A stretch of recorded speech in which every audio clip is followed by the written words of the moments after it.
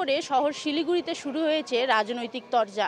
লোকসভা নির্বাচন যত এগিয়ে আসছে ততই কিন্তু দেখা যাচ্ছে যে দার্জিলিং জেলা লোকসভা কেন্দ্রে যে বিভিন্ন দলের প্রার্থীরা রয়েছে তারা কিন্তু জোর কদমে তাদের প্রচার সারছেন।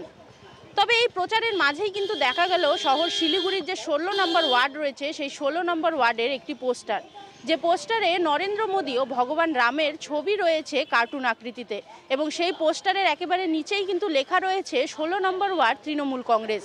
তবে সেই পোস্টারে কোনো রকম রাজনৈতিক সিম্বল নেই বা সেখানে কোনো প্রার্থীরও ছবি নেই। এ বিষয়ে কিন্তু ইতিমধ্যে যে বিশ্ব হিন্দু পরিষদ ও হিন্দু জাগরণ মঞ্চ রয়েছে তারাও কিন্তু ক্ষোভ প্রকাশ করেছেন। कोर्ट में मूव करेंगे, पुलिस प्रशासन में भी हम लोग जाएंगे। 2:30 बजे 2:30 पर सिलीगुड़ी थाना में हम लोग घेराव करेंगे, प्रशासन को चिट्ठी देंगे, फिर एसडीओ को एक चिट्ठी देंगे, आज ही देंगे।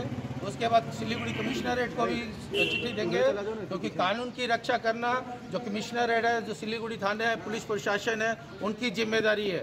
अगर कुछ नहीं होते हैं तो हम लोग कोर्ट में मूव करेंगे सोमवार को। तृणमूल कांग्रेस সংখ্যাগরিষ্ঠ ভারতীয়রা যে রামকে পছন্দ করেন তাকে নিয়ে এই মকারি করার সাহস পায়, তার কারণ তৃণমূল কংগ্রেসের দায়বদ্ধতা রয়েছে যে পশ্চিমবঙ্গকে কি করে পশ্চিম বাংলাদেশ বানানো যায়।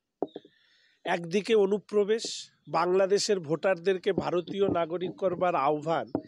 এই দল রামকে নিয়ে কার্টুন বানাবে না তো কাকে নিয়ে কার্টুন বানাবে? ভগবান শ্রীরাম তো কোনো পার্টিকুলার কোনো অর্গানাইজেশন বা কারুর তো ব্যক্তিগত সম্পত্তি নয়।